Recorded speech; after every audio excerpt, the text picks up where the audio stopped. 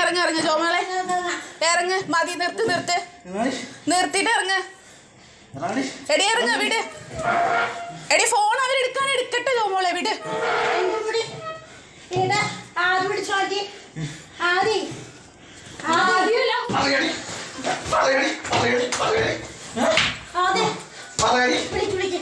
നീ വിളിക്കണേതിനാ ഇറങ്ങ് ബാ ഇറങ്ങ് വിളിക്കണേതിനാ.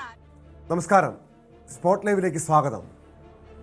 കൊച്ചിയിൽ സ്വർണ്ണമാല മോഷ്ടിച്ചെന്നാരോപിച്ച് യുവതിയെ സഹോദരൻ ക്രൂരമായി തല്ലിച്ചതയ്ക്കുന്ന ദൃശ്യങ്ങളാണ് ഇപ്പോൾ കണ്ടത്. സ്വർണ്ണമാല മോഷ്ടിച്ചെന്നാരോപിച്ചാണ് എറണാകുളം ആലങ്ങാട് സ്വദേശി ജോമോൾക്ക് മർദ്ദനമേറ്റത്. സഹോദരൻ ജോയ്സണും ഭാര്യയും ചേർന്ന് മർദ്ദിച്ചെന്നാണ് പരാതി. സ്വർണം മോഷ്ടിച്ചെന്നത് വ്യാജ ആരോപണമെന്ന് എഫ്ഐആറിൽ പറയുന്നു. ഏറെ നാളായി നിലനിന്നിരുന്ന കുടുംബ തർക്കമാണ് ക്രൂരമർദ്ദനത്തിൽ കലാശിച്ചത്.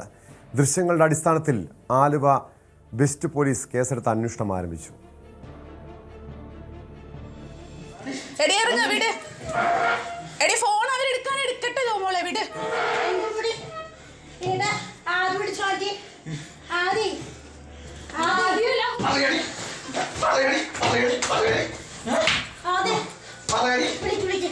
നീ വിളിക്കണേതിനാ ഇറങ്ങ് ബാ ഇറങ്ങ് വിളിക്കണേതിനാ.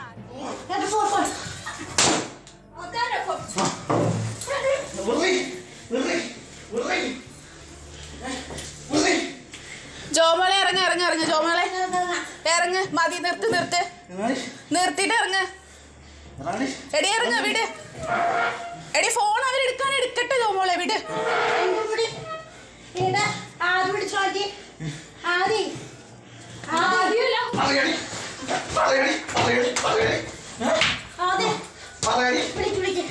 നീ വിളിക്കണേതിനാ ഇറങ്ങ് ബാ ഇറങ്ങ് വിളിക്കണേതിനാ. വിവരങ്ങളുമായി കൊച്ചിയിൽ നിന്ന് ആജ്ഞ രവീന്ദ്രൻ ചേരുന്നുണ്ട്. ആജ്ഞ, അത് സ്വന്തം കൂടപ്പിറപ്പാണ് സഹോദരിയോട് ഈ രീതിയിൽ ക്രൂരത കാണിക്കുന്നത്. ഇതെങ്ങനെയാണ് ഈ ദൃശ്യങ്ങൾ പുറത്തു വന്നത്? ആരാണ് ഈ ദൃശ്യം പകർത്തിയത്? സംഭവത്തിൽ പോലീസിന്റെ നടപടി എങ്ങനെയാണ്?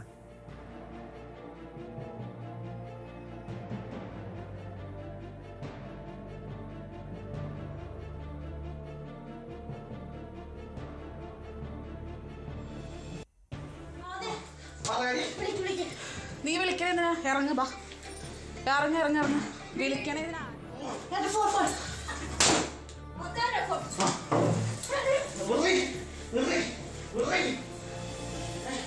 എറണാകുളം ആലങ്ങാട് സ്വദേശിനി ജോമോളെയാണ് സഹോദരൻ ജോയ്സണും ഭാര്യയും ചേർന്ന് ക്രൂരമായി മർദ്ദിച്ചതിന്റെ ദൃശ്യങ്ങൾ പുറത്തു വരികയായിരുന്നു.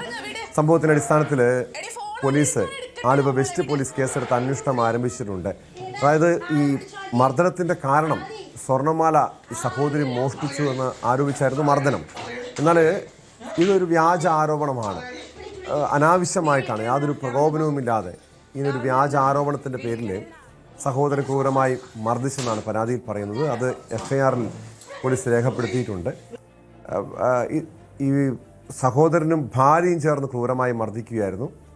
ആജ്ഞ രവീന്ദ്രനിലേക്ക്. ആജ്ഞ, ഇത് എന്നായിരുന്നു സംഭവം? പോലീസിന്റെ നടപടി എങ്ങനെയാണ്?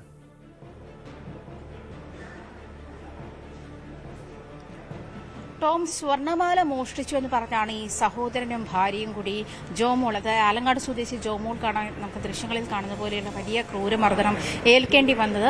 അങ്ങനെ ആരോപിച്ചിട്ടാണ് ഈ ജോമോളെ തല്ലിച്ചതയ്ക്കുന്ന ഒരു സാഹചര്യം ഉണ്ടായത് എന്നാണ് മനസ്സിലാക്കുന്നത്. അതേസമയം ഈ പരാതി വ്യാജമാണെന്ന് പോലീസ് കണ്ടെത്തിയിട്ടുണ്ട്. ഈ സഹോദരനും അതുപോലെ ഭാര്യയ്ക്കുമെതിരെ കേസെടുത്തിട്ടുണ്ട് പോലീസ്. അതുമാത്രമല്ല, ആലുവ വെസ്റ്റ് പോലീസാണ് ഇതുമായി ബന്ധപ്പെട്ടുള്ള കേസെടുത്തിട്ടുള്ളത്. സ്വർണ്ണമാല മോഷ്ടിച്ചു എന്ന് പറയുന്നത് വെറും വ്യാജ ആരോപണം മാത്രമാണ്. അതായത് സഹോദരിയെ നിരന്തരം മർദ്ദിക്കുന്ന ഒരു അവസ്ഥയാണ്. ഏറെ നാളായിട്ട് കുടുംബ വഴക്കുമായി ബന്ധപ്പെടുന്ന ക്രൂരമർദ്ദനമാണ് അരങ്ങേറിയത്. അതിന്റെ ഭാഗമായിട്ടുള്ള ആരോപണം മാത്രമാണ്. അതായത് ഈ സ്ത്രീയെ, ഈ ജോമോളെ തല്ലിച്ചതയ്ക്കുന്നതുമായി ബന്ധപ്പെട്ടുള്ള അതുമായി ഇത്തരം മർദ്ദനമുറ നിരന്തരം ഈ സഹോദരന്റെയും ഭാര്യയുടെയും ഭാഗത്തുനിന്നും ഉണ്ടാകുന്നുണ്ട് എന്നുള്ളത് തന്നെയാണ് പോലീസ് വ്യക്തമാക്കുന്നത്. അതിന്റെ ഭാഗമായിട്ടുള്ള ഒരു മർദ്ദനമാണ്. അങ്ങനെ കുടുംബ വഴക്കുമായി ബന്ധപ്പെട്ടുള്ള ഉണ്ടായൊരു മർദ്ദനമാണ് അത്. ഇത്തരത്തിൽ ഇവര് ജോമോള് സ്വർണ്ണമാല മോഷ്ടിച്ചു എന്ന് വരുത്തി തീർക്കുകയാണ് എന്നാണ് പോലീസ് വ്യക്തമാക്കുന്നത്. അങ്ങനെയാണ്. എന്തായാലും സ്വർണ്ണമാല മോഷ്ടിച്ചു എന്നുള്ളത് തന്നെയാണ് ഇവർ നൽകിയിരിക്കുന്ന കേസ്. അങ്ങനെയാണ്. പക്ഷെ അത് വ്യാജ പരാതിയാണ് എന്നുള്ളതാണ് ആലുവ വെസ്റ്റ് പോലീസ് വ്യക്തമാക്കുന്നത്. എന്തായാലും സഹോദരനും ഭാര്യയ്ക്കുമെതിരെ കേസെടുത്തിട്ടുണ്ട്. സഹോദരൻ ജോയ്സൺ, ഭാര്യ എന്നിവരാണ് ഇപ്പോൾ പോലീസ് കസ്റ്റഡിയിലുള്ളത്. ഈ ജോമോളെ ഇങ്ങനെ നിരന്തരം തല്ലുന്നത്, അതായത് കുടുംബ വഴക്കിനെ തുടർന്ന് ജോമോളെ ഇങ്ങനെ നിരന്തരം തല്ലുന്നത് ഒരു ശീലമാക്കിയിരിക്കുകയാണ് ഈ ജോയ്സൺ എന്നാണ് നാട്ടുകാർ പറയുന്നത്. അത്തരത്തിലൊരു പരാതിയും പോലീസിന്, അതായത് ഇതുമായി ബന്ധപ്പെട്ടുള്ള അന്വേഷണത്തിൽ പോലീസിന് വ്യക്തമായത് അങ്ങനെയാണ്. എന്തായാലും ഇത് നിരന്തരം തുടർന്നു വരുന്ന ഒരു കുടുംബ വഴക്കാണ്. അതേ തുടർന്നാണ് ഇത്തരത്തിൽ ഈ മാല മോഷ്ടിച്ചു എന്നാരോപിച്ച് സഹോദരിയെ ഈ നമ്മൾ ദൃശ്യങ്ങളിൽ കാണുന്ന പോലെ ക്രൂരമായി തല്ലിച്ചതയ്ക്കുന്ന സാഹചര്യം ഉണ്ടായത് കേട്ടോ.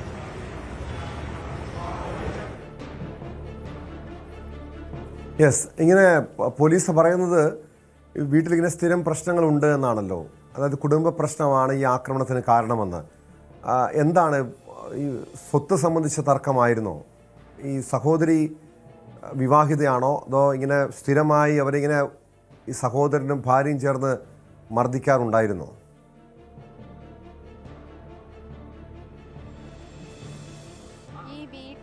അതായത് കുടുംബത്തിൽ തന്നെയാണ് സഹോദരനും ഈ ജോമോളും സഹോദരനും ഭാര്യയും താമസിച്ചു വന്നിരുന്നതെന്നാണ് മനസ്സിലാക്കുന്നത്. അത് നിരന്തരം, അതായത് ഭാര്യയും ജോമോളും തമ്മിലുള്ള പ്രശ്നമാണ് ഇത്തരത്തിൽ രൂക്ഷമായ കുടുംബ പ്രശ്നങ്ങളിലേക്ക് മാറുന്നത്. അത് ജോമോൾ വിവാഹിതയാണോ എന്നുള്ള കാര്യത്തിൽ വ്യക്തതയില്ല, അതോ സെപ്പറേറ്റഡ് ആയി നിൽക്കുക. എന്തായാലും ജോമോൾ താമസിക്കുന്നത് അവരുടെ കുടുംബത്തെ ഇവരോടൊപ്പം തന്നെയാണ്. അതേ തുടർന്നാണ് അതിലുണ്ടായിട്ടുള്ള ചെറിയ ചെറിയ പ്രശ്നങ്ങളായിരുന്നു ആദ്യഘട്ടത്തിൽ ഉണ്ടായിരുന്നത്. പക്ഷേ ഇത് പിന്നീട് വലിയ വഴക്കുകളായി. അത് രണ്ടുപേരും ചേർന്ന് നിരന്തരം ഈ സ്ത്രീയെ മർദ്ദിക്കുന്ന ഒരു സാഹചര്യത്തിലേക്ക് കൂടിയാണ്, അത്തരം സർക്കംസ്റ്റൻസിലേക്ക് കൂടിയാണ് എത്തിയിട്ടുള്ളത് എന്നാണ് പോലീസിന്റെ അന്വേഷണത്തിൽ വ്യക്തമായിട്ടുള്ളത്. എന്തായാലും ഇതുമായി ദൃശ്യങ്ങളുടെ അടിസ്ഥാനത്തിൽ പോലീസ് കൂടുതൽ അന്വേഷണം വ്യാപിപ്പിച്ചിട്ടുണ്ട്. ടോം സൂചിപ്പിച്ചതുപോലെ വസ്തുതർക്കമാണോ, അതല്ലെങ്കിൽ കുടുംബപരമായിട്ടുള്ള സമ്പത്തുമായി ബന്ധപ്പെട്ടുള്ളതാണോ, അതല്ലെങ്കിൽ മറ്റേതെങ്കിലും തരത്തിലുള്ള ഇഷ്യൂസ് ആണോ തുടങ്ങിയ കാര്യങ്ങൾ ഇനിയും വ്യക്തമാകേണ്ടതില്ല. ആലുവ വെസ്റ്റ് പോലീസാണ് ഈ വിഷയവുമായി ബന്ധപ്പെട്ട് കേസെടുത്തിട്ടുള്ളത്. നിലവിൽ പോലീസ് ഈ വിഷയം, അതായത് ദൃശ്യങ്ങൾ നമുക്ക് ലഭിച്ചിരിക്കുന്ന അടക്കമുള്ള ദൃശ്യങ്ങൾ വെച്ചിട്ട് പോലീസ് കൂടുതൽ അന്വേഷണം വ്യാപിപ്പിച്ചിട്ടുണ്ട്. ഇത്തരത്തിൽ ഈ ഗാർഹിക പീഡനം വ്യാപകമായി ഇവർ നിരന്തരം ചെയ്തു വരുന്ന കാര്യം കൂടിയാണ് എന്നുള്ള വിവരമാണ് പോലീസിന് ലഭിക്കുന്നത്. അതുകൊണ്ട് തന്നെ, അതായത് ചെറിയ കാര്യങ്ങൾക്ക് പോലും ജോമോളെ ഈ ജോയ്സന്റെ ഭാര്യ ആദ്യഘട്ടത്തിൽ തല്ലുന്നു, പിന്നീട് ജോയ്സൺ തല്ലുന്നു. അത് വലിയ വഴക്കായി മാറുന്നു. നിരന്തരം കുടുംബത്തിൽ പ്രശ്നമാണ് എന്നുള്ള കാര്യം തന്നെയാണ് നാട്ടുകാരും സാക്ഷ്യപ്പെടുത്തുന്നത്. എന്തായാലും ഇതിനു മുൻപ് ഇങ്ങനെ പരാതി ഈ ജോമോളുടെ ഭാഗത്തുനിന്ന് പോലീസിന് ലഭിച്ചിട്ടുണ്ടോ, അതോ ഈ സംഭവത്തിന്റെ അടിസ്ഥാനത്തിൽ ഈ ദൃശ്യങ്ങളടക്കം പുറത്തു വന്നതോടെയാണോ ഈ വീട്ടിലെ കലഹത്തെക്കുറിച്ച്, ഈ ജോമോൾ നേരിട്ടിരുന്ന ക്രൂരമായ പീഡനങ്ങളെക്കുറിച്ചുള്ള വിവരങ്ങൾ പുറത്തു വന്നത്? ആജ്ഞ,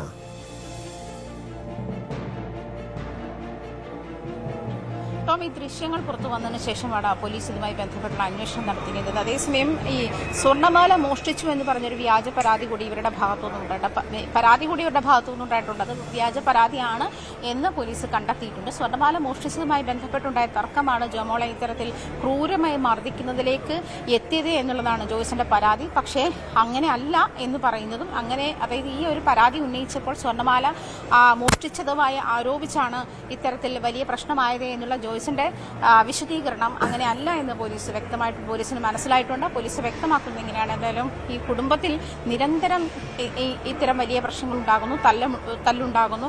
അത് ഈ സ്ത്രീയെ, ജോമോളെ നിരന്തരം ഈ ജോയ്സണും ഭാര്യയും കൂടി നിരന്തരം അവരെ തല്ലിച്ചതയ്ക്കുന്ന സാഹചര്യമാണ് ഉള്ളത് എന്നുള്ള ഇൻഫർമേഷനാണ് പോലീസിന് ലഭിച്ചിട്ടുള്ളത്. ദൃശ്യങ്ങളുടെ അടിസ്ഥാനത്തിൽ പോലീസ് കൂടുതൽ അന്വേഷണം തുടങ്ങിയിട്ടുണ്ട് കേട്ടോ.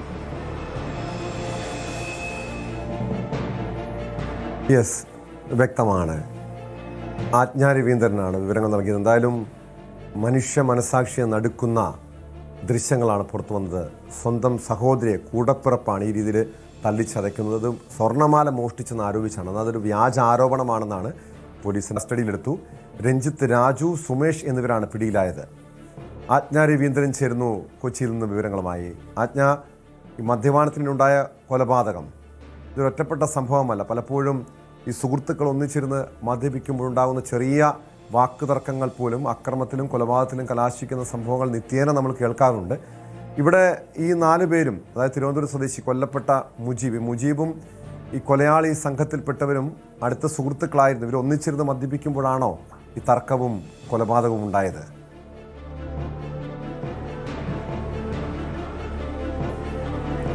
ടോം, മുളന്തുരുത്തിയിൽ തിരുവനന്തപുരത്തു നിന്ന് വന്ന് ജോലിക്ക് സംബന്ധമായി താമസിച്ചു വന്നിരുന്ന ആളാണ് ഈ കൊല്ലപ്പെട്ട ആള്. അദ്ദേഹം അതേസമയം ഇവര് 4 പേരും, അതായത് രഞ്ജിത്ത്, രാജു, സുമേഷ് എന്നിവരാണ് പ്രതികൾ. ഇവർ 4 പേരും ചേർന്ന് മദ്യപിക്കുന്ന സാഹചര്യത്തിലാണ് ഇത്തരത്തിൽ ആ മദ്യപാനം തുടർന്നുണ്ടായ തർക്കം. അതേ തുടർന്ന് അത് വലിയ വഴക്കാവുകയും മുജീബിന് തലയ്ക്ക് ഭാരമുള്ള എന്തോ വസ്തു കൊണ്ട് അടിച്ചാണ് കൊലപ്പെടുത്തിയത്. ആശുപത്രിയിലേക്ക് കൊണ്ടുപോകും വഴിയാണ് മരിച്ചതെന്നാണ് പോലീസ് വ്യക്തമാക്കുന്നത്. എന്തായാലും ഇതുമായി ബന്ധപ്പെട്ട് മുളന്തുരുത്തി പോലീസാണ് കേസ് രജിസ്റ്റർ ചെയ്തിട്ടുള്ളത്. ഇവർ തമ്മിൽ സുഹൃത്തുക്കളൊക്കെ തന്നെയാണ്. പക്ഷേ മദ്യപാനത്തിനിടയിലുണ്ടായ ഒരു തർക്കം അത് വളർന്ന് ഈ മുജീബിനെ ആക്രമിക്കുന്ന ഒരു സാഹചര്യത്തിലേക്ക് പോയതാണ്. നിലവിൽ എന്തായാലും ഇതുമായി ബന്ധപ്പെട്ടുള്ള അന്വേഷണം പോലീസ് വ്യാപിപ്പിക്കുകയാണ്. അതായത് ഇവർ തമ്മിൽ ശത്രുതയുണ്ടായിരുന്നോ, അതല്ലെങ്കിൽ ആ ശത്രുത ഇത്തരത്തിൽ ഈ മദ്യപിച്ച സാഹചര്യം കൊലപാതകത്തിന് വേണ്ടിയിട്ട് അത് ഒരു കാരണമാക്കിയതാണോ തുടങ്ങിയ കാര്യങ്ങളൊക്കെയും പോലീസ് അന്വേഷിക്കുന്നുണ്ട്. എന്തായാലും നിലവിൽ കൊലപാതകത്തിന് പിന്നിലെ കൃത്യമായ കാരണം കണ്ടെത്തിയിട്ടില്ല. മദ്യപാനത്തിനിടെ തർക്കമെന്ന് മാത്രമാണ് പോലീസിന് മനസ്സിലാവുന്നത്. ഇതുമായി ബന്ധപ്പെട്ട് നേരത്തെ ഞാൻ സൂചിപ്പിച്ചതുപോലെ പ്രതികളുമായി മുജീബിന് മറ്റെന്തെങ്കിലും പ്രശ്നങ്ങൾ ഉണ്ടായിരുന്നോ എന്നുള്ള കാര്യവും പോലീസ് അന്വേഷിച്ചു വരികയാണ്. ടോം സൂചിപ്പിച്ചതുപോലെ മദ്യപാനത്തിനും അതുപോലെ ലഹരിക്കും അടിമപ്പെട്ട് ഇത്തരം തർക്കങ്ങൾ കൊലപാതകത്തിലേക്ക് സംഭവിക്കുന്നു. അത് ആവർത്തിക്കപ്പെടുന്ന സാഹചര്യങ്ങൾ ഏറെയാണ്. നിരവധി കൊലപാതകങ്ങളാണ് ഇതുമായി ബന്ധപ്പെട്ട ഈ അടുത്ത് തന്നെ റിപ്പോർട്ട് ചെയ്തിട്ടുള്ളത്. അത് ഈ മദ്യപാനത്തിനിടെ ഉണ്ടായ തർക്കം ഇത്തരത്തിൽ കൊലപാതകങ്ങളിലേക്ക് നയിക്കുന്ന സംഭവങ്ങൾ നിരന്തരം ആവർത്തിക്കുന്ന സാഹചര്യം കൂടിയാണ് എന്ന് വേണം മനസ്സിലാക്കാൻ. തീർച്ചയായും ആ ഒരു പെട്ടെന്നുള്ള പ്രകോപനത്തിനപ്പുറം മറ്റെന്തെങ്കിലും വ്യക്തിപരമായ വിരോധം, വൈരാഗ്യം ഈ മുജീബിനോട് ഈ പ്രതികൾക്കുണ്ടായിരുന്നോ?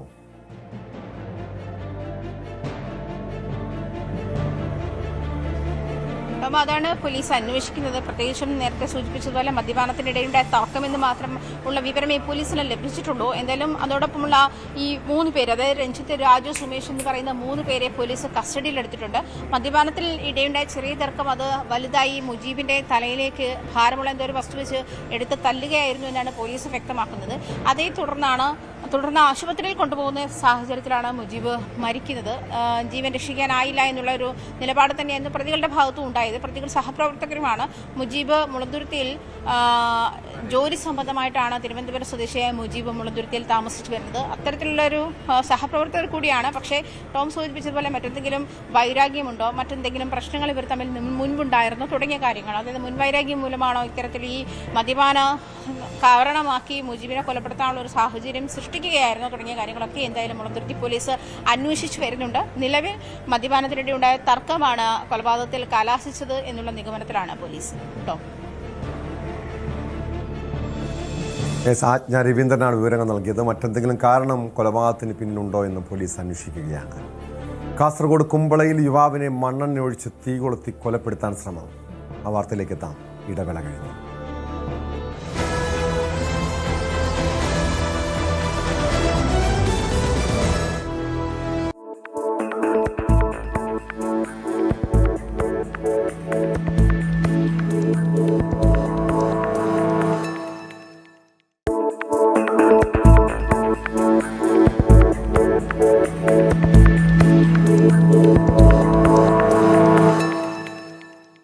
ഇന്ത്യൻ സാമ്പത്തിക രംഗവും ഭരണനിർവഹണ സംവിധാനങ്ങളും ഡിജിറ്റൽ യുഗത്തിന്റെ അടുത്ത ഘട്ടത്തിലേക്ക് ചുവടുവെക്കുകയാണ്. ഓരോ ധനകാര്യ വർഷത്തിന്റെയും പകുതി അടയാളപ്പെടുത്തുന്ന ജൂലൈ മാസം സാധാരണയായി പുതിയ സാമ്പത്തിക അച്ചടക്കങ്ങളുടെയും പരിഷ്കാരങ്ങളുടെയും തുടക്കമാകാറുണ്ട്. ഈ വർഷവും അതിൽ ഒട്ടും കുറവല്ല. രാജ്യത്തെ സാധാരണക്കാരായ സാധാരണ പൗരന്മാർ മുതൽ വൻകിട നികുതിദായകർ വരെയും നിത്യേന UPI ഇടപാടുകൾ നടത്തുന്നവർ മുതൽ ഇന്ത്യൻ റെയിൽവേയിൽ യാത്ര ചെയ്യുന്നവർ വരെയും അറിഞ്ഞിരിക്കേണ്ട വിപ്ലവകരമായ നിരവധി മാറ്റങ്ങളാണ് ജൂലൈ 1 മുതൽ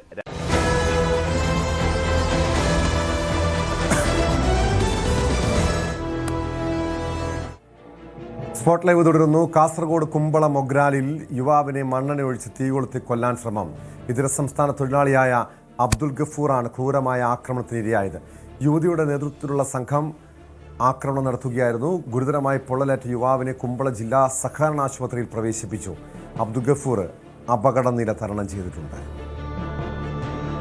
പെണ്ണുങ്ങൾക്ക് 3000 രൂപ തരാനുണ്ടായ ആ തമിഴ് കാട്ടി ഓരോ പൈസ എഞ്ചിനീയറോട് കിട്ടിട്ടോ. കിട്ടാതെ കൊണ്ട് ഞങ്ങൾ പയ്യെ തരാജല്ലോ, നയിച്ചിക്കും തരാജല്ലോ. അപ്പൊ ആ പെണ്ണുങ്ങൾ എപ്പോ തരുന്നു ചൊല്ലിട്ട് ബാങ്ക് നമ്പറിൽ പോലീസിനെ വിളിച്ചു. അപ്പൊ പോലീസ് പറഞ്ഞു 3000 രൂപ തരുന്നത്, ഇത്ര ബാലൻസ് ഇത്ര ബാക്കി വെച്ചിനല്ലേ, ഇത്ര ദിവസം പെൻഡിങ്ങില്, അതിന്റെ 15000 രൂപ നിങ്ങൾ പയ്യായിട്ട് ജാസ്തി കൊടുക്കാൻ വരുമോ? അപ്പൊ ഓര് പറഞ്ഞു ഇങ്ങനെ കാര്യം ചെയ്യും, ഒരാഴ്ചയില് റിട്ടേൺ പൈസ എപ്പോ തരൂ, ശരി. അപ്പൊ ഞങ്ങൾ ശനിയാഴ്ച അടുത്ത ശനിയാഴ്ച തരാ പറഞ്ഞു. അപ്പൊ ഒരു ആയപ്പോ അടുത്ത ശനിയാഴ്ച പെണ്ണുങ്ങൾ വിളിച്ച് പറഞ്ഞു ശരിയോ. അപ്പൊ പെണ്ണുങ്ങൾ വിളിച്ച് ശരിട്ട് അമ്മ അതിന് പാപത്തിൽ പെണ്ണ് അങ്ങനെ ഇങ്ങനെ ശരിക്ക് കൊറേ പറഞ്ഞോള്. പറഞ്ഞിട്ട് അമ്മ ആയി നിങ്ങൾ പൈസ തരാം ഞങ്ങൾ തിന്നുന്നില്ല ശരിക്കും ഞങ്ങൾ വിവരങ്ങളുമായി കെ വി ബൈജു ചേരുന്നുണ്ട്. ബൈജു, ഈ വധശ്രമത്തിന്റെ കാരണം എന്താണ്? ഒരു സ്ത്രീയുടെ, ഒരു യുവതിയുടെ നേതൃത്വത്തിലുള്ള 4 അംഗ സംഘമാണ് ആക്രമണം നടത്തിയതെന്ന് വ്യക്തമായിട്ടുണ്ട്. ഈ പ്രതികളെക്കുറിച്ചുള്ള സൂചനയുണ്ടോ? പോലീസ് ഈ അക്രമികളെ അറസ്റ്റ് ചെയ്തിട്ടുണ്ടോ?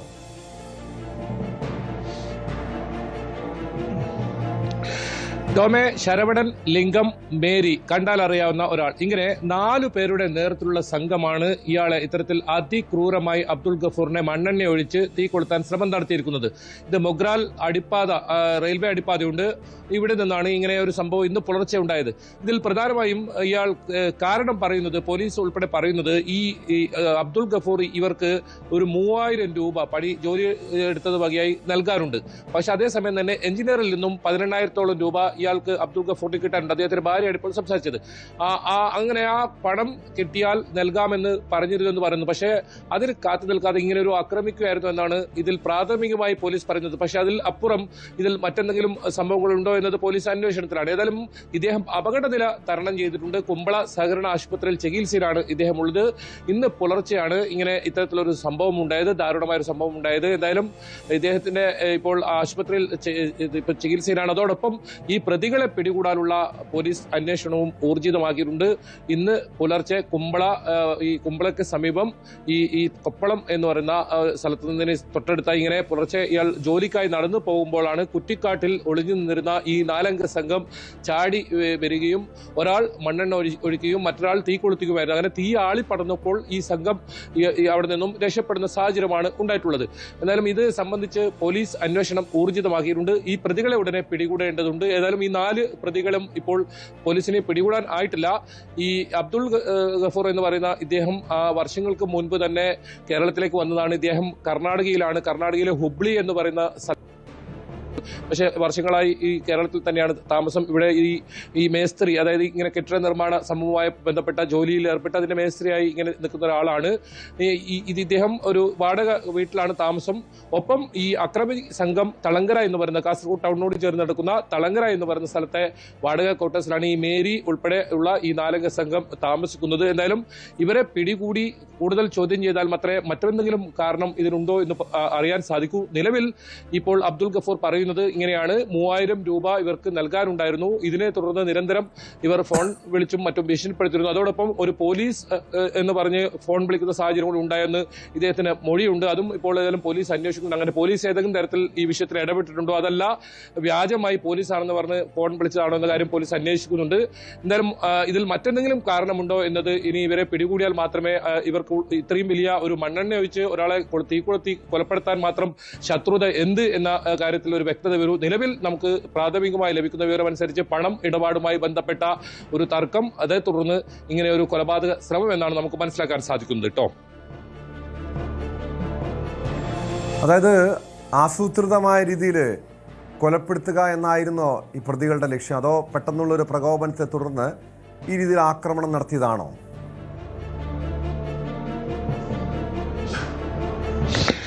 ടോമെ, പോലീസ് പറയുന്നത് ഇത് ആസൂത്രിതമായി നടത്തിയ ഒരു കൊലപാതക ശ്രമം തന്നെയെന്നാണ് പോലീസ് പറയുന്നത്. കാരണം ഇത് വളരെ പുലർച്ചെയാണ്. ഇവർ താമസിക്കുന്ന സ്ഥലവുമായി വലിയ വ്യത്യാസമുണ്ട്. ഇവർ അങ്ങനെയാണെങ്കിൽ 4 അംഗ സംഘം കൃത്യമായി കുറ്റിക്കാട്ടിൽ ഒളിച്ചു നിൽക്കുന്നു. ഇദ്ദേഹം വീട്ടിൽ നിന്നും നടന്നു വരുന്ന വഴി കൃത്യമായി മനസ്സിലാക്കി ആളൊഴിഞ്ഞ സ്ഥലത്തെത്തുമ്പോൾ ഇങ്ങനെ ആക്രമിക്കുന്നു. അതായത് നേരത്തെ സൂചിപ്പിച്ചതുപോലെ തന്നെ ഒരാൾ ഈ അബ്ദുൾ ഗഫൂറിന്റെ ദേഹത്തേക്ക് മണ്ണെണ്ണ ഒഴിക്കുന്നു, മറ്റൊരാൾ തീ കൊളുത്തുന്നു. തീ ആളി പടർന്നപ്പോൾ ഇദ്ദേഹം മരണപ്പെട്ടു, അല്ലെങ്കിൽ അങ്ങനെ ഒരു അപകടം സംഭവിച്ചെന്ന് മനസ്സിലാക്കി കൃത്യമായി ബോധ്യപ്പെട്ടതിന് ശേഷമാണ് ഈ സംഘം ഇവിടുന്ന് കടന്നു കളയുന്നത്. അങ്ങനെയാണെങ്കിൽ ഇതൊരു ആസൂത്രിതമായ ഒരു കൊലപാതക ശ്രമം തന്നെ എന്നാണ് പോലീസ് പറയുന്നത്. പക്ഷേ ഈ ഒരു 3000 രൂപ നൽകാൻ ഉള്ളതിന് മാത്രം ഇങ്ങനെ ഒരു ക്രൂരമായ കൃത്യം ചെയ്യുമോ എന്ന കാര്യത്തിൽ ഒരു സംശയമുണ്ട്. അതിലപ്പുറം എന്തെങ്കിലും വസ്തുത കാര്യങ്ങൾ ഉണ്ടോ എന്നത് സംബന്ധിച്ച് ഇനി ഈ പ്രതികളെ പിടികൂടി കൂടുതൽ ചോദ്യം ചെയ്താൽ മാത്രമേ പോലീസിന് അത്തരം കാര്യങ്ങളിലേക്ക് ഒരു വ്യക്തതയുണ്ടാകൂ. നിലവിൽ ഈ ഇദ്ദേഹത്തിന്റെ അബ്ദുൾ ഗഫൂറിന്റെ മൊഴിയാണ് ഇങ്ങനെ ഒരു പണം നൽകാനുള്ളതുമായി ബന്ധപ്പെട്ടതും നേരത്തെ ഇയാൾക്കെതിരെ ഭീഷണി ഉണ്ടായതും അതും എഞ്ചിൻ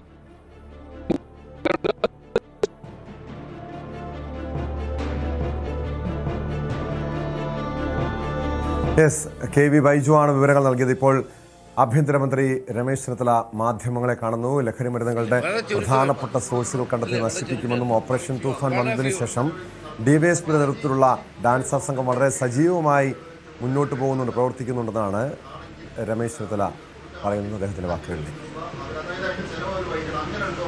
അതല്ല ഇതിൻ്റെ മെയിനായിട്ടുള്ളത് ഇതിൻ്റെ ഫണ്ട് കുറവാണ് നമ്മുടെ ഗവൺമെൻറ്റിന്.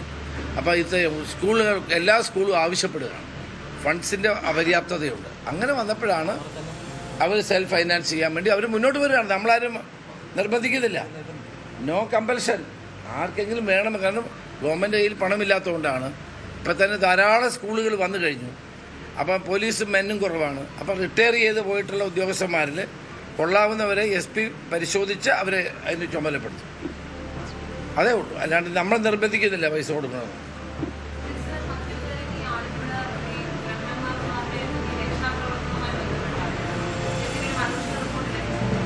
ഇതുവരെ ഗവൺമെൻറ് ലഭിച്ചിട്ടില്ല. ഗവൺമെൻറ് ലഭിച്ചാൽ ഗവൺമെൻറ്റിനെ പറ്റി പരിശോധിക്കും.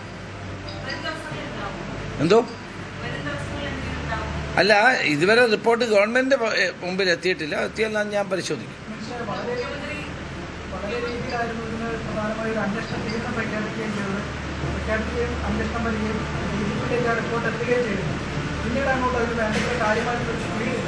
ഇല്ല, അങ്ങനെയൊന്നുമില്ല. ഒന്നാമത് അന്വേഷണം പൂർത്തിയായിട്ടില്ല. അന്വേഷണം ഇപ്പോഴും നടന്നുകൊണ്ടിരിക്കുകയാണ്. അതിൻ്റെ പൂർണ്ണമായി പൂർത്തീകരിച്ചിട്ടില്ല. ഏതെങ്കിലും റിപ്പോർട്ട് DGP കിട്ടിയിട്ടുണ്ട്, അദ്ദേഹം അത് പരിശോധിച്ച് ഗവൺമെൻറ് കൊടുക്കും.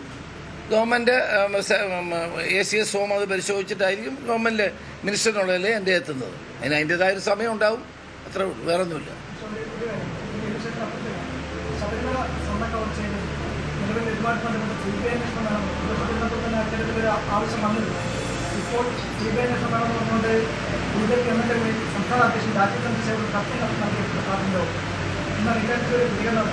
ഇല്ല, കത്ത് എനിക്ക് ലഭിച്ചിട്ടില്ല. കത്ത് കിട്ടിക്കഴിഞ്ഞാൽ ഞാൻ അതിനെപ്പറ്റി പറയാം. ശബരിമല പോലീസിൻ്റെ കാര്യങ്ങൾ ഭാഗത്ത് നിന്ന് ശബരിമല തീർത്ഥാടനം സുഗമമായി നടത്താൻ വേണ്ടി ADGP വിജയനെ, ക്രമസമാധാന ചുമതലയുള്ള ADGP വിജയനെ അക്കാര്യത്തെ ചുമതലപ്പെടുത്തി. ചീഫ് പോലീസ് കോർഡിനേറ്ററായിട്ട് ശബരിമലയിലെ കാര്യങ്ങൾ DGP ഇന്ന് അതിൻ്റെ ഉത്തരവിറക്കും.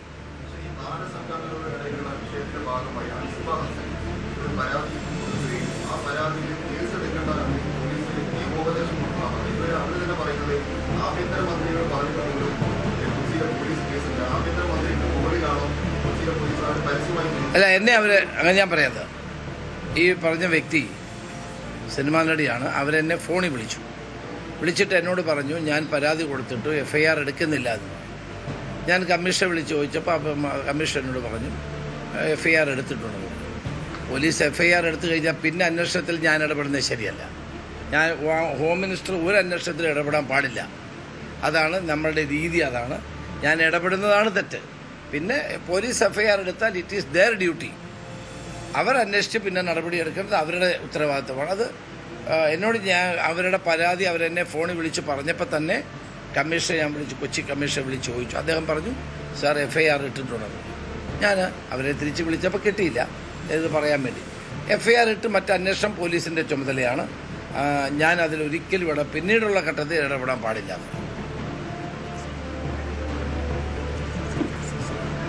Today we all the southern states DGP met here in police headquarters. This is to strengthen the Operation Tufan, the narco hunt, which is successfully implementing in the state of Kerala. And I proudly say that all the DGPs and other important officials participated in this meeting. They congratulated the Kerala government.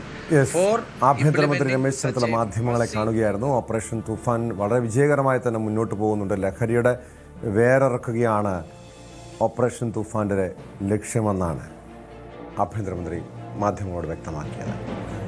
Thiruvananthapuram തിരുവല്ലത്ത് വാഹനാപകടത്തിൽ സുഹൃത്തുക്കൾ മരിച്ച സംഭവത്തിൽ വഴിത്തിരിവ്. IT ജീവനക്കാരും സുഹൃത്തുക്കളുമായ നവീൻ സിബിയും മൃദുല അനുമൻ എന്നിവർ സഞ്ചരിച്ച bike ഡിവൈഡറിൽ ഇടിച്ച് അപകടത്തിൽപ്പെടുകയായിരുന്നുവെന്നായിരുന്നു ആദ്യ വിവരം. എന്നാൽ ഇവർക്ക് പിന്നാലെ വന്ന കാർ തട്ടി ഉണ്ടായ അപകടമാണെന്നാണ് കണ്ടെത്തൽ. കാർ ഡ്രൈവർ മാറനല്ലൂർ സ്വദേശി വിഷ്ണുവിനെ പോലീസ് കസ്റ്റഡിയിലെടുത്തു. ബൈക്കിന്റെ ഹാൻഡിലിൽ വിഷ്ണുവിന്റെ കാറിന്റെ പെയിന്റ്. ടോമേ, കേരളത്തിലെ ഊട്ടി എന്നറിയപ്പെടുന്ന ഒരു പ്രദേശമാണ് ഈ റാണിപുരം. അതായത് സമുദ്രനിരപ്പിൽ നിന്നും 3000-ഓളം അടി ഉയരത്തിലാണ്. ഒരുപാട് സഞ്ചാരികൾ എത്തുന്നു. അത് കർണാടകത്തിൽ നിന്നും മറ്റ് സംസ്ഥാനങ്ങളിൽ നിന്നും ഉൾപ്പെടെ നിരവധി ആളുകൾ എത്തുന്ന ഒരു സ്ഥലമാണ്. പ്രത്യേകിച്ച് ഈ മഴക്കാല സമയത്തൊക്കെ വലിയ തോതിൽ ആളുകൾ എത്തുന്ന ഒരു സമയമാണ്. ഇങ്ങനെയുള്ള ഒരു സ്ഥലത്താണ് വലിയ തോതിൽ കാറിൽ അപകടകരമാം വിധം ഇങ്ങനെ ഒരു അഭ്യാസ പ്രകടനം നടത്തിയത്. ഇത് പിന്നിൽ വരികയായിരുന്ന ഒരു കാറിൽ നിന്നാണ് ഇങ്ങനെ ഈ ദൃശ്യം ചിത്രീകരിച്ചതും പിന്നീട് രാജപുരം പോലീസിന് ഈ ദൃശ്യങ്ങൾ കൈമാറുന്നത്. ഏതായാലും കർണാടകയിൽ നിന്നെത്തിയ 2 വാഹനങ്ങളിലായി എത്തിയ സംഘമാണ് ഇത്തരത്തിൽ അഭ്യാസ പ്രകടനം നടത്തിയത്. ഇവരെ പോലീസ് കയ്യോടെ പൊക്കി. ഇവർക്ക് 5000 രൂപ പിഴയിട്ടതായാണ് പോലീസ് പറയുന്നത്. 2 ഇരുവശത്തുള്ള ഡോറിലെ പുറത്ത് ഇരുന്നുകൊണ്ടായിരുന്നു ഇവരുടെ സാഹസിക പ്രകടനം. അത് ഏകദേശം 8 കിലോമീറ്ററോളം, അതായത് പാണത്തൂർ സംസ്ഥാന പാതയിൽ നിന്ന് 8 കിലോമീറ്ററോളം സഞ്ചരിച്ചാണ് ഈ റാണിപുരത്തേക്ക് എത്തുക. വളവും തിരുമൊക്കെയുള്ള അപകടകരമായ ഒരു പാത കൂടിയാണിത്. ആ ഒരു പാതയിൽ ഉടനീളം ഇവർ ഇത്തരത്തിൽ സഞ്ചരിച്ചിരുന്നു. അതിന്റെ ഒരു ദൃശ്യമാണ് പുറത്തു വന്നത്. അങ്ങനെ അപകടകരമായ വിധം ഈ ഒരു വാഹനത്തിൽ ഇങ്ങനെ അഭ്യാസ പ്രകടനം നടത്തിയതിന് ഇവർക്ക് 5000 രൂപ പിഴയിട്ട് പോലീസ് അവർ വിട്ടയച്ചു എന്നാണ് പറയുന്നത്. നേരത്തെ ഇത്തരത്തിൽ വലിയ തോതിലുള്ള അഭ്യാസ പ്രകടനം നടന്ന സ്ഥലമാണ്. അവിടെ അത്തരം നടപടിയും പോലീസ് സ്വീകരിച്ചിരുന്നു. മാത്രമല്ല, ഏതാനും വർഷങ്ങൾക്ക് മുൻപ് ഇത്തരത്തിൽ അഭ്യാസ പ്രകടനത്തിനിടെ മരണപ്പെടുന്ന സാഹചര്യം വരെ ഉണ്ടായിരുന്ന ഒരു പ്രദേശം കൂടിയാണ്. അതുകൊണ്ട് തന്നെ ഇത്തരം അഭ്യാസ പ്രകടനം പാടില്ല, പ്രത്യേകിച്ച് ഈ മലയോര ഈ ഒരു സ്ഥലത്ത് നിന്ന് പോലീസിന്റെ കർശന നിർദ്ദേശമുണ്ട്. ഇത് പലപ്പോഴും മറ്റ് സംസ്ഥാനങ്ങളിൽ നിന്ന് വരുന്നവരാണ് ഇങ്ങനെ ഒരു ഇത്തരത്തിലുള്ള അഭ്യാസ പ്രകടനമൊക്കെ ഇപ്പോൾ ഈ അടുത്തായി ഇങ്ങനെ നടത്തുന്നത്. ഇത് ഒരു ദൃശ്യം പതിഞ്ഞുകൊണ്ട് മാത്രമാണ് ഇങ്ങനെ ഒരു സംഭവം പുറത്തിറങ്ങിയത്. ഇത് ഇത്തരത്തിൽ വരുന്ന നിരവധി ടൂറിസ്റ്റുകൾ, ഇങ്ങനെ വിനോദസഞ്ചാര മേഖല കാണാൻ വരുന്നവർ ഇങ്ങനെ അഭ്യാസ പ്രകടനം നടത്തുന്നുണ്ടെന്ന് തന്നെയാണ് നാട്ടുകാർ പറയുന്നത്. എന്നാലും കർശന നടപടി ഇതിനെതിരെ സ്വീകരിക്കുമെന്ന് പോലീസ് പറയുന്നുണ്ട്. നിലവിൽ ഇവർക്കെതിരെ 5000 രൂപ പിഴയിട്ട് വാഹനം വിട്ടുകൊടുത്തു എന്നാണ് നമുക്ക് മനസ്സിലാക്കാൻ സാധിക്കുന്നത് കേട്ടോ.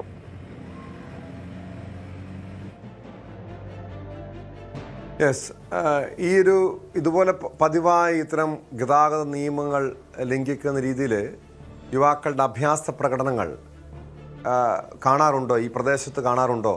പോലീസ് അതുകൊണ്ട് തന്നെ പോലീസിൻ്റെ പരിശോധന അവിടെ പതിവായിട്ടുള്ളതാണോ ബൈജു?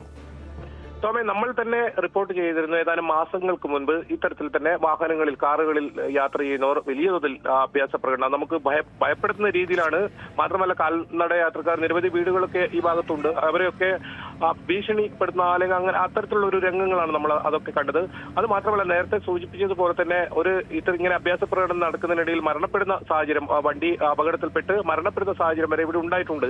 അതുകൊണ്ട് തന്നെ പോലീസ് ജാഗ്രതയിലാണ്. പക്ഷേ പോലീസ് എല്ലാ സമയത്തും പോലീസിന്റെ ഒരു നോട്ടം ഉണ്ടാകുന്ന ഒരു പ്രദേശമല്ല ഇത്. തികച്ചും ഒരു വിനോദ സഞ്ചാര മേഖലയാണ്. ഒറ്റപ്പെട്ട് കിടക്കുന്ന പോലുള്ള നിറയെ വനങ്ങളുള്ള, കർണാടകയോട് ബന്ധപ്പെട്ട് കിടക്കുന്ന, അതായത് കൊടകുമായി ബന്ധപ്പെട്ട് കിടക്കുന്ന ഒരു പ്രദേശമാണ്. അങ്ങനെ പോലീസിന്റെ നിരീക്ഷണം സ്ഥിരമായി ഉണ്ട് എന്ന് നമുക്ക് പറയാൻ പറ്റില്ല. പക്ഷെ നാട്ടുകാർ ഇത്തരത്തിൽ ജാഗ്രത, ഇത്തരം സംഭവം കൊണ്ട് അവർ പിടികൂടുകയും താക്കീത് നൽകുകയും ചെയ്യുന്ന സംഭവങ്ങളൊക്കെ നേരത്തെ ഉണ്ടായിട്ടുണ്ട്. നമ്മൾ തന്നെ ഇവിടെ ഇങ്ങനെ അഭ്യാസ പ്രകടനം നടത്തുന്ന ദൃശ്യങ്ങൾ ഉൾപ്പെടെ നേരത്തെ റിപ്പോർട്ട് ചെയ്തതാണ്. ഇതിപ്പോ ഇന്നലെയാണ് ഈ സംഭവം ഉണ്ടായത്. ഇത് കർണാടകയിൽ നിന്നും വന്ന 2 വാഹനങ്ങളിലായി എത്തിയവരാണ് ഇങ്ങനെ അഭ്യാസ പ്രകടനം. അതായത് മുകളിൽ നിന്നും നേരത്തെ സൂചിപ്പിച്ചു പറഞ്ഞ 8 കിലോമീറ്ററോളം ദൂരത്തിൽ ഇവർ ഈ 2 ഭാഗങ്ങളിൽ ഡോറിലെ പുറത്തേക്ക് ഇരുന്ന് അങ്ങനെ അഭ്യാസ പ്രകടനം നടത്തിക്കൊണ്ടായിരുന്നു ഇവരുടെ മടക്കം. അതാണ് ഒരു വാഹനത്തിൽ, മറ്റൊരു വാഹനത്തിലുണ്ടായിരുന്ന ഒരാൾ ചിത്രീകരിക്കുകയും പിന്നീട് പോലീസിന് കൈമാറുകയും ചെയ്തത്. ഏതായാലും ഇവരെ കൈയോടെ പിടികൂടാൻ പോലീസിന് സാധിച്ചു. ഇവർക്ക് പിഴയിടാനും പോലീസ് സാധിച്ചു. ഇത്തരം സ്ഥലങ്ങളിൽ അപകടകരമായ വിധം ഇങ്ങനെ അഭ്യാസ പ്രകടനം, അത് ഒരു പക്ഷേ ഡ്രൈവിംഗിൽ പോലും ബാധിക്കാം. വലിയ കൊക്കയാണ് ഈ ഒരു പ്രദേശത്ത്. ഏതെങ്കിലും തരത്തിൽ നിയന്ത്രണം വിട്ടാൽ കാറ് വലിയ അപകടത്തിലേക്ക് പതിക്കുന്ന രീതിയിലുള്ള കൊക്കയൊക്കെ സ്ഥിതി ചെയ്യുന്ന ഒരു സ്ഥലമാണ് ഈ റാണിപുരം എന്ന് പറയുന്നത്. നിരവധി വളവുകളും തെരുവുകളൊക്കെയുള്ള ഒരു പ്രദേശം കൂടിയാണ്. ഒരുപാട് സഞ്ചാരികൾ എത്തുന്നുണ്ട്. ഈ പ്രത്യേകിച്ച് മൺസൂൺ കാലത്തൊക്കെ മഴ ആസ്വദിക്കാനായൊക്കെ നിരവധി ആളുകൾ എത്തുന്ന ഒരു സ്ഥലം കൂടിയാണ് ഈ റാണിപുരം എന്ന് പറയുന്നത്. കാസർഗോഡ് ജില്ലയിലെ ബേക്കൽ കോട്ട കഴിഞ്ഞാൽ റാണിപുരം എന്ന് പറയുന്നത് കൂടുതൽ സഞ്ചാരികൾ എത്തുന്ന പ്രദേശമാണ്. ഫോറസ്റ്റിന്റെ ഒരു പരിശോധന മറ്റു കാര്യങ്ങളും മുകളിലുണ്ടെങ്കിലും ഈ ഒരു വഴിയിൽ ഈ പെരുതടി മുതൽ റാണിപുരം വരെയുള്ള ഭാഗങ്ങളിൽ പോലീസിന്റെ, അതാണ് KV ബൈജു ആണ് വിവരങ്ങൾ നൽകിയത്. ചെറിയൊരു അശ്രദ്ധ മതി അപകടങ്ങൾ സംഭവിക്കാം. ഒന്ന് കാൽ വഴുതിയാൽ മതി, കൈ ഒന്ന് പിടുത്തം വിട്ടുപോയാൽ മതി വലിയ ദുരന്തങ്ങൾ ഉണ്ടാകാൻ. പലപ്പോഴും ചെറുപ്പക്കാർ ഇത് ശ്രദ്ധിക്കാറില്ല. അലക്ഷ്യമായ രീതിയിൽ, അശ്രദ്ധമായ രീതിയിൽ, അമിത വേഗതയിൽ വാഹനം ഓടിക്കും. ഒരു അപകടം സംഭവിച്ചു കഴിയുമ്പോഴാണ് ഇതിൻ്റെ ഒരു ദൂഷ്യഫലങ്ങളെക്കുറിച്ച് അല്ലെങ്കിൽ ഇത് വേണ്ടായിരുന്നു എന്ന തോന്നൽ പലർക്കും ഉണ്ടാവുക. താരസംഘടനയിലെ തമ്മിലടിയിൽ രാജിവെക്കാനൊരുങ്ങി അമ്മയിൽ അഡ്ഹോക് കമ്മിറ്റി. മുൻ കമ്മിറ്റിയുടെ കയ്യിൽ നിന്നും വാങ്ങിയ താക്കോലുകൾ, രേഖകൾ എന്നിവ ജനറൽ സെക്രട്ടറി കുക്കു പരമേശ്വരനെ വിളിച്ചു വരുത്തി തിരികെ ഏൽപ്പിച്ചു. മുതിർന്ന അംഗങ്ങൾ പ്രതികരണം നടത്താത്തതിലും രമേഷ് പിഷാരടിയുടെ ഓഡിയോ ശ്വേതാ മേനോൻ പുറത്തുവിട്ടതിലും അഡ്ഹോക് കമ്മിറ്റിയിൽ വിമർശനമുയർന്നു. അതേസമയം താൻ നൽകിയ പരാതിയിൽ പലരവട്ടം പോലീസ് കേസെടുക്കാത്തതിനെതിരെ പ്രതിഷേധവുമായി അൻസിബ വീണ്ടും രംഗത്തെത്തിയിട്ടുണ്ട്. വിവരങ്ങളുമായി ഡാനി ഇപ്പോൾ ചേരുന്നു കൊച്ചിയിൽ നിന്ന്. ഡാനി, നമുക്കറിയാം ഒരു സംഘടന എന്ന് പറയുന്നത് അതിലെ അംഗങ്ങളുടെ കൂട്ടായ്മയ്ക്കും അതോടൊപ്പം അവരുടെ ക്ഷേമത്തിനുമൊക്കെ വേണ്ടിയാണ്. പക്ഷേ ഇതിപ്പോൾ അമ്മ എന്ന സംഘടന പൂർണ്ണമായും തല്ലിപ്പിരിഞ്ഞൊരവസ്ഥ, അതിലെ അംഗങ്ങൾക്കൊരു സുരക്ഷിതത്വമില്ലാതെ പിന്നീട് കേസ്, പരാതി, അങ്ങനെ നിരവധിയായ പ്രശ്നങ്ങൾ ഒരു വശത്ത്. എന്തിന് ഈ സംഘടന എന്ന് ജി സുധാകരനെ പോലുള്ള ജനപ്രതിനിധികൾ പരസ്യമായി ചോദിക്കുന്ന അവസ്ഥയിലേക്ക് പോലും കാര്യങ്ങൾ നീങ്ങുന്നു. ഇപ്പോൾ ഈ പ്രശ്നം പരിഹരിക്കാൻ വേണ്ടിയാണ് അഡ്ഹോക് കമ്മിറ്റി രംഗത്ത് വരുന്നത്, അല്ലെ അഡ്ഹോക് കമ്മിറ്റിക്ക് രൂപം നൽകുന്നത്. ഇപ്പോൾ അഡ്ഹോക് കമ്മിറ്റിയും രാജിവെക്കാൻ ഒരുങ്ങുന്നു. അങ്ങനെയെങ്കിൽ ഈ അമ്മയിലെ പ്രശ്നം ഇപ്പോഴൊന്നും തീരില്ല എന്ന് തന്നെ കരുതാമല്ലേ?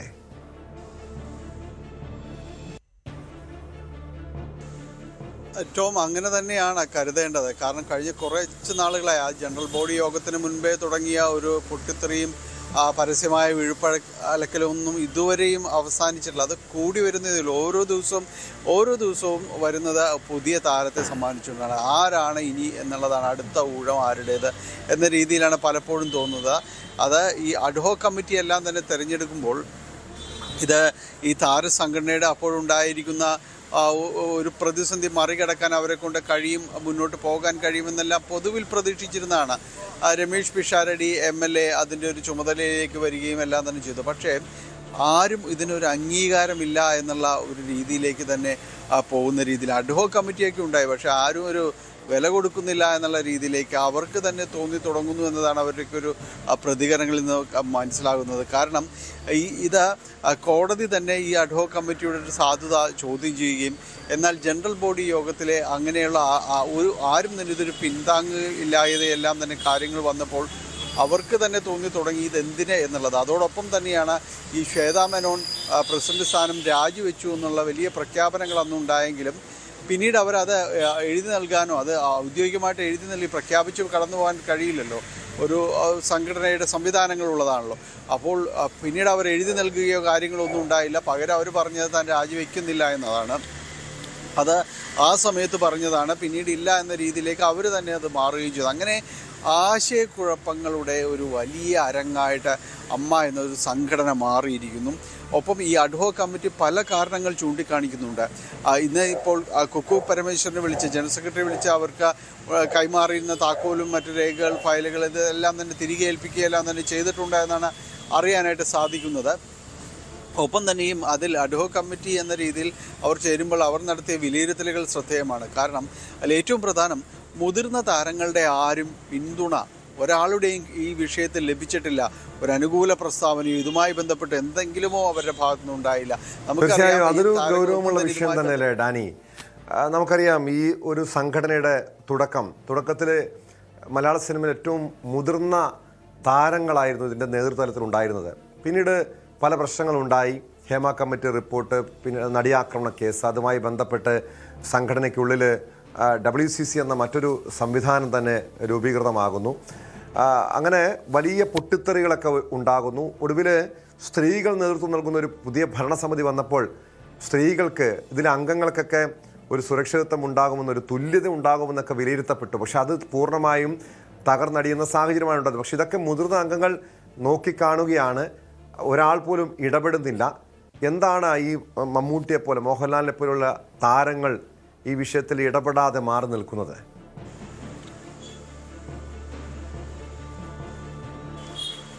ടോം, ഈ വിഷയത്തിൽ അവർ തുടരുന്നൊരു മൗനമുണ്ട്. അത് തീർച്ചയായും തന്നെ അത് ഈ സമയത്ത് അങ്ങനെ തന്നെ വേണമോ എന്നത് പൊതുവെ വരുന്നൊരു ചോദ്യമാണ്. കാരണം ഒരു പ്രതികരണവുമില്ലാതെ ഇതിനു മുൻപും ഇതെല്ലാം തന്നെയായിരുന്നു സംഭവിച്ചത്. കാരണം ഈ നടിയാക്രമണ കേസുമായി ബന്ധപ്പെട്ടുകൊന്നും ഇവരുടെ ഭാഗത്തു നിന്നും വലിയ രീതിയിലൊരു പ്രതികരണങ്ങളൊന്നും നമ്മൾ കണ്ടിട്ടില്ല. പിന്നീടുണ്ടായ പൊതുയോഗത്തിൽ വലിയ പ്രതിഷേധങ്ങളെല്ലാം തന്നെ ഉണ്ടാകുമ്പോൾ, മാധ്യമപ്രവർത്തകരുടെ ഭാഗത്തു നിന്ന് നിരന്തരം ചോദ്യങ്ങൾ ഉണ്ടാകുമ്പോൾ ഈ സൂപ്പർ താരങ്ങളെല്ലാം തന്നെ ഒന്നും മിണ്ടാതെ അവിടെ നോക്കിയിരിക്കുന്ന ഒരു കാഴ്ചകൾ തന്നെയായിരുന്നു നമ്മൾ കണ്ടുകൊണ്ടിരുന്നത്.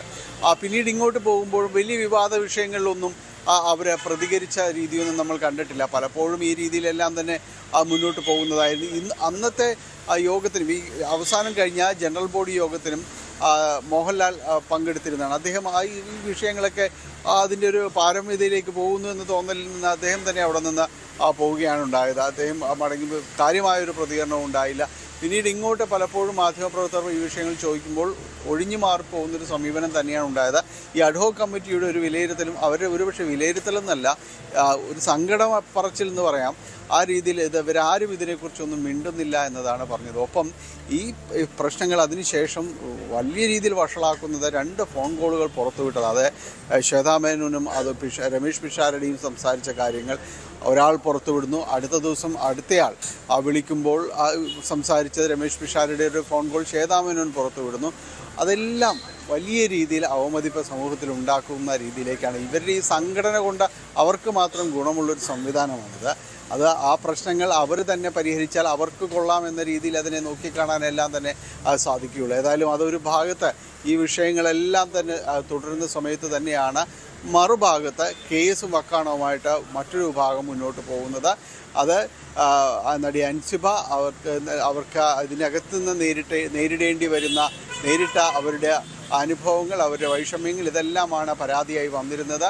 അതിലാണ് ഇപ്പോൾ 3ാമത്തെ കേസ് വന്നിരിക്കുന്നതിൽ ഒരു പ്രതികരണമാണ് ഇപ്പോൾ വന്നിരിക്കുന്നത്. ആദ്യ 2 പരാതികളിലും ഹിൽ പാലസ് പോലീസും അതോടൊപ്പം തന്നെ കടവന്ത്ര പോലീസും ഒരു നടപടിയും സ്വീകരിക്കാതെ വന്നപ്പോൾ തുടർന്ന് അവർ കോടതിയെ സമീപിക്കുകയായിരുന്നു. കോടതിയിൽ നിന്ന് അനുകൂല ഉത്തരവ് വാങ്ങിയതിനു ശേഷം പാലാരിവട്ടം പോലീസിനെതിരെ ശക്തമായ പ്രതിഷേധവുമായിട്ടാണ് അൻസിബ രംഗത്തെത്തിയിരിക്കുന്നത്. തന്റെ പരാതിയിൽ 3ാമത്തെ പരാതിയിൽ കേസെടുക്കാൻ കഴിയില്ല, വേണമെങ്കിൽ കോടതിയിൽ പോയിക്കോളൂ എന്നാണ് പോലീസ് ഉദ്യോഗസ്ഥർ അൻസിബയെ അറിയിച്ചത്. അങ്ങനെയെങ്കിൽ വീണ്ടും നിയമ പോരാട്ടത്തിന് ഒരുങ്ങുകയാണോ അൻസിബ?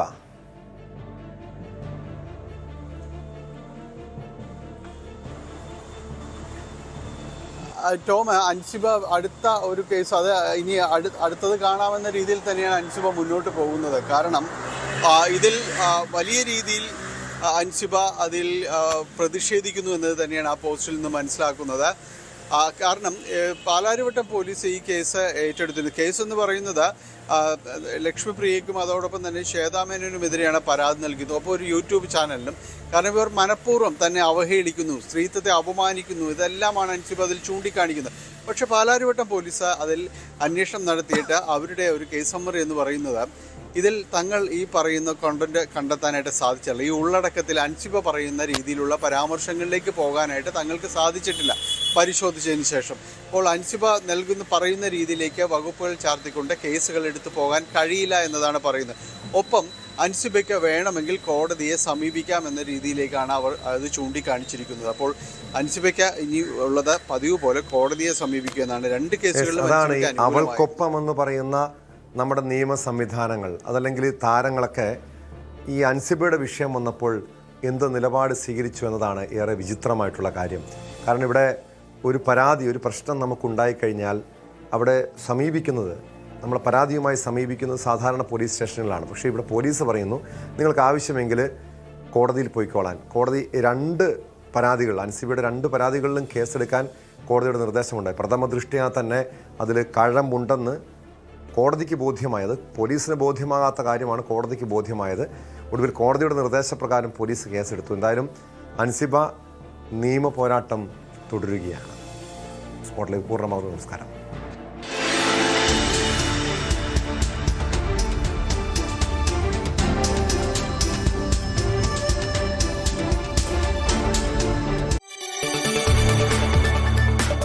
കൂടുതൽ വാർത്തകൾക്ക് News 18 Keralam YouTube channel subscribe ചെയ്യുക.